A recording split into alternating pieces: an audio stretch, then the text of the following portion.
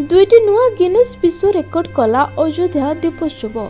एककालीन सर्वाधिक लोकों द्वारा दीप घूर्णनर गिनेस विश्व रेकर्ड 26,17,215 तेल दीपर सर्वबृहत प्रदर्शन पर रेकर्ड करिछि।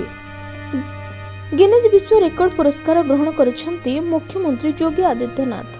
दीपोत्सव पूर्व अयोध्या विश्व रेकर्ड स्थापना प्रक्रिया आरंभ हो जाइथिला। सरजू नदी कूल अनुष्ठित आरती रे 21,000 अधिक लोक अंशग्रहण कर गिनेस विश्व रेकर्ड स्थापन करिसेंती।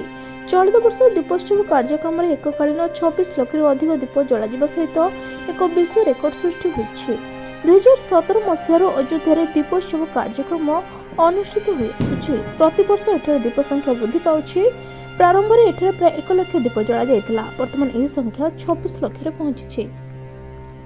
प्रतिवर्ष पर मुख्यमंत्री योगी आदित्यनाथ एक कार्यक्रम में जोग देइथिले। से राम एवं सीता बेशरे सज्जित कलाकार मान को पूजा करथिले।